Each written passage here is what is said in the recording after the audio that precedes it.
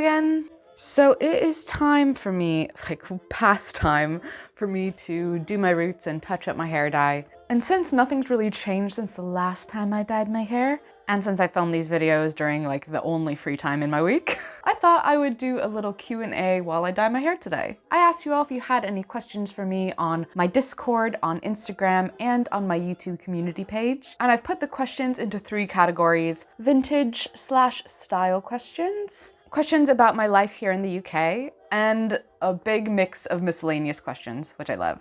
And because I film on my phone, which is where I would look at, I've written them down in a little notebook. All right, let's get into mixing this hair bleach, and I'll start with the vintage style questions first. I'll try to answer as many as I can during the bleaching process, but there'll be a point where it's just full panic mode and I won't be able to talk. So we'll see how far we get. Oriole and Saren asked, when did you start dressing vintage and what inspired you to start? I started getting into vintage fashion in high school. That's when I started to get into old movies and really get into sort of the classic old Hollywood part of my style journey. When I was in high school, my dad really started to introduce me to sort of the old Hollywood canon of films, actors, actresses. My dad is also hugely into classic film noir and some really obscure film noir. And I was just so taken by these femme fatales, their hair, their looks, and I wanted to do that.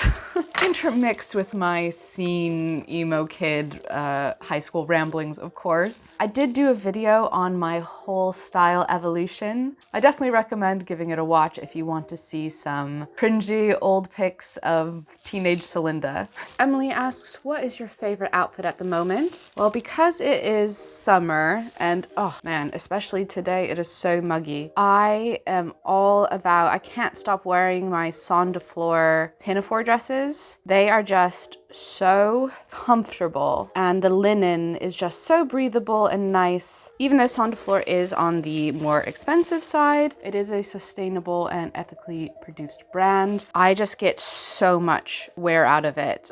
It's like, I've gotten my money's worth, that's for sure. Teresa Marie asks, what are your 3 favorite items that you've thrifted? Well, first thing that comes to mind is my Edwardian style blouse, which I thrifted last year. I've just been on the hunt for pretty much that exact piece for years and years. So to find one and to find it for like, I think I paid £4.50 for it. Oh my gosh. I couldn't believe my luck. Could not be happier with that thrift find. Another thrift find I loved is this gingham statement collar dress that I thrifted last year. I just thought it was really unique, super cute. You know me, I love gingham. And then finally, the piece that comes to mind when I think of just like favorite pieces I've thrifted is this really plain sort of tatty linen shirt. I've had it for like 10 years now. I think I paid 99 cents for it. I just wear it all the time. And even though it is so tatty, anytime I loan it to people, they all want to keep it, but hands off. Mihaela Dunnell, I hope I pronounced that right, Mihaela Dunnell, asks, what's the favorite piece you've ever sewn? For me, it is no question. It is this little bodice corset type thing. You've seen it 1,000 times. If you watch my channel, I will show it 1,000 more times. It elevates almost any outfit. Honorary mention comes for the very first thing I ever I have ever sewn. And that is just like a plain medieval Viking style kirtle. It is so useful layering under things. Because it literally was my first sewing project, it's certainly not perfect, but I don't care. I wear it all the time. As expected, I am getting distracted by this high stress part of the dyeing process. So I'm gonna finish up dyeing. And I will be here to answer more questions once the bleach is on my hair.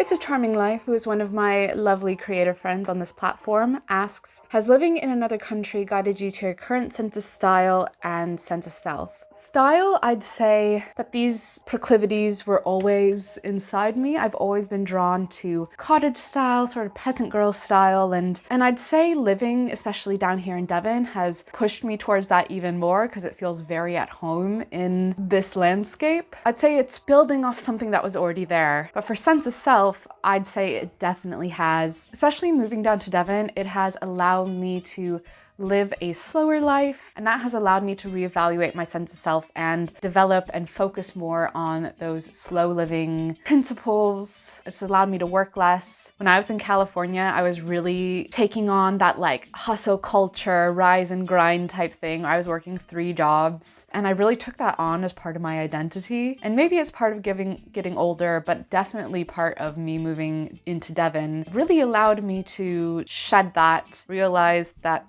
isn't actually what I want, and refocus my priorities on the stuff that really actually matters to me. Now, this next question was actually left on my video from last week, and that is from Charlotte. What charity shops do I shop at? Because it seems like I always get really good finds. I shop at pretty much the basic high street charity shops here in the UK. Oxfam, British Heart Foundation, Save the Children, Children's Hospice. But here's the tip. The town I live in is known as being kind of funky, like sort of alternative. So the hubs for these big charity shops, they know that my town has this reputation. So they send all their really unique pieces and like odd pieces to the shops in our town. And it's pretty much the same for all the charity shops. So here in my town, we more often get those unique pieces. So my bit of advice would be identify what the funky town, won't you take me to funky town, is to identify what that alternative town is in your area and go to those charity shops. Whatever your local hub is sending their weird pieces to the weird town. That's the tip. And consistency. And this one's from my mom saying, Grandma's wondering what color I am dyeing my hair next. It's the same. It's the same, and it's what we're doing right now. Okay, I'm gonna let this finish setting and wash it out, and I'll meet you back here when it's time to do the fun part. I had a few folks ask me, why did I move to the UK? I moved over here to do my master's in contemporary dance performance. I went to the London Contemporary Dance School, also known as the Place for Dance. I loved it. I loved it there. That's what got me here originally. Obviously, my background is in dance. So when I was looking for the next step and looking at my future in dance, I really wanted to get into the UK dance world and had a great time. It really set me off even on my current path, because that's where I started to get more serious into making video dance work, dance art films, that kind of thing. That's the main genre that I make dance work in, is in video dance. Yeah, that's why I moved to the UK, because of dance. It's a Charming Life asks, I'd love to hear about your experience moving from California to the UK. Now, the experience of moving is something else. It's something else. The first time when I came to do my master's was easy enough, pretty straightforward. Obviously, you audition, you get into the program, so you apply for that visa, but there's no real guesswork in it. You applied for school, you show all the things, pretty straightforward. So while I was in London dancing, I met Ben, who is now my husband, and the experience of that visa is a whole other story. Immigrating to the UK is one of the hardest countries in the world to immigrate to. When I tell people the story of all the things that Ben and I have had to do to get me over here, people will go, oh, but I thought you're married. Don't you just get in for that? No, you have to prove so many things, and you have to keep on proving it and paying them lots of money to be able to stay here. I've just submitted my last visa application, and now once this is approved, I'll be able to stay here forever unless I commit any very, very serious crimes, which it's not my plans. So I'm very excited for my last one to be approved, and then I don't have to worry about it until I want to apply for dual citizenship, which I do want to do one day, but that's another like freaking £4,000 or £5,000, which I do not have. So rich Salinda can do that, not Salinda in her current form.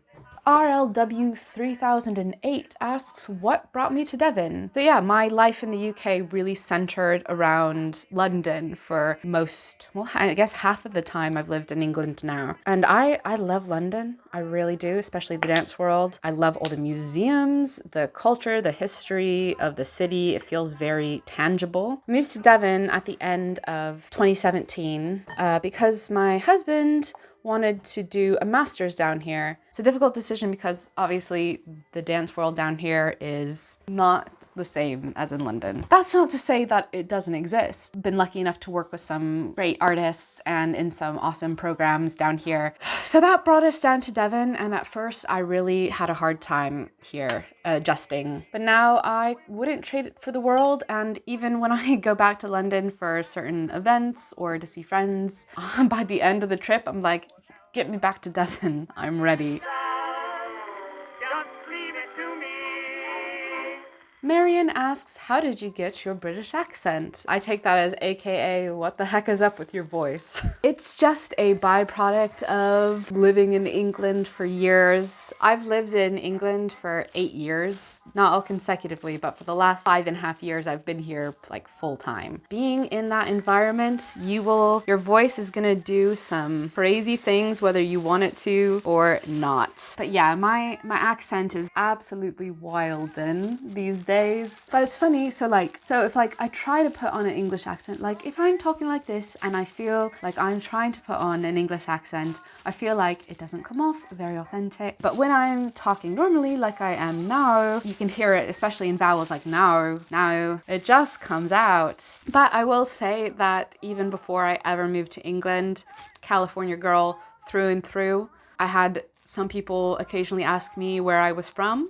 I think it's just the way I talk, and I think it's also a bit of the cadence of the way I just naturally talk. I don't know. All right, now we have a very thoughtful question from my friend August, who asks, are you celebrating the 4th of July? What kind of perspective can you offer about American holidays now that you're overseas? Like many people, I've had complicated feelings about the 4th of July and other American-centered holidays the last few years. The 4th of July for me was yesterday, and I didn't do anything besides work and do a bit of reading. I do have really complicated feelings about it because growing up, the 4th of July was like my favorite holiday. Because for me, on the 4th of July, my family and our really close family friends and their family would pretty much every year go out into the mountains or the desert and go camping and just spend the day appreciating the natural world where we live, honoring the physical place that we live and community and this life that we've built. Like pretty much everything in America, it's all underpinned with the knowledge that you are on stolen land and a country that doesn't always feel like it's moving towards the best interests of all of its citizens. But then in that case, the 4th of July has never been about celebrating America as an institution. For me, it's always been about celebrating the land where I'm from. Having these conversations, my family does not shy away from these kinds of conversations, and appreciating the community and the world that I find myself. It feels so good to not have roots anymore. And so yeah, now we'll go over the rest of the questions. Beverly Butterfly, another creator friend on YouTube, has asked, am I happy and what makes me smile? Yeah, I'm pretty happy. Larger political worlds notwithstanding, I feel like I've gotten a good rein on my happiness these days. There are many things that make me smile, but number one is for sure my little girl Moira. Victorian Ivy asks, what is my favorite book, movie, and music? And I love your content and what you create so much. Thank you so much for the sweet comment. I really love The Martian Chronicles by Ray Bradbury. My favorite story is Alice in Wonderland, but I don't think it's the best book, if you know what I mean. My favorite movie, my favorite comfort movie is for sure Disney's Alice in Wonderland. If I'm looking for something a bit more intense, I've been obsessed with Midsummer since I saw it. And I also really love The Lighthouse. And for music, my favorite band for the last however many years has been Coco Rosie. They're definitely not for everybody, but they for sure are for me. Each one of their albums is such a unique experience, and it's that weird, witchy, kind of creepy vibe I just love. Speaking of music, I have a question from Alan saying, I would like to hear your thoughts on the old music you use for your videos, and am I a Janet Klein fan? I've been into really early sound recordings since I was in high school. My dad has this album of the earliest examples of like Gershwin songs, the earliest known recordings of Gershwin songs. And in high school, I became obsessed with that. That really carried over to my dance life. Really early sound recordings have been like my primary backing track to my choreographic work. And I feel like it just adds such a unique tone and space to dancing. It's just something I've always been interested in and passionate about. And, you know, especially with those early sound recordings, they are some of the earliest tangible histories of those points in history. It's such a cool insight into that world, into those worlds past. So when I was starting my channel, there was no question that I was going to use anything else. And as far as Janet Klein, I didn't know who she was until you commented that, Alan. So far, I am a fan. I'm definitely going to check her out a bit more. So thanks for the tip. Ellie asks, what is a craft or skill I'd like to learn or get better at? And that she loves my channel. Thank you so much, Ellie.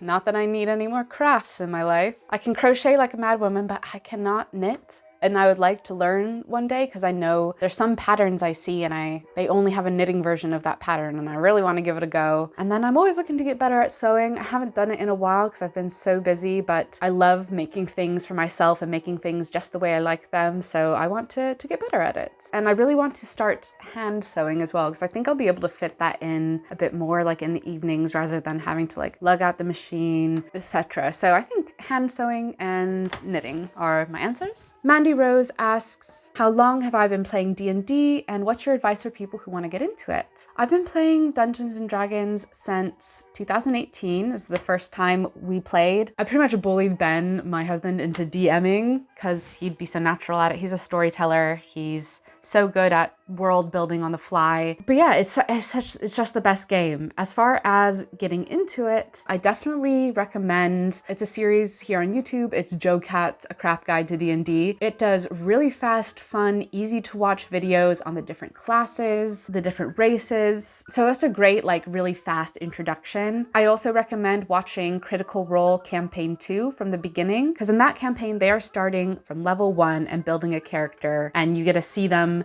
do that and develop a character. Plus, it's just like, it's so fun to watch. I love the Mighty Nine. Autumn asks, what is my favorite tabletop board game? No contest here. My favorite is Betrayal at House on the Hill. I love spooky stories. I love ghost stories. And in this game, you all start out on the same team and you're exploring this haunted old house. And depending on what scenario you unlock, person has their own goals and the rest of the team have their own goals. It's just fun and spooky and it might be a bit intimidating at first because there's like lots of rules and pieces, but it's super fun. Celine asks, anything you regret doing or not doing for your wedding?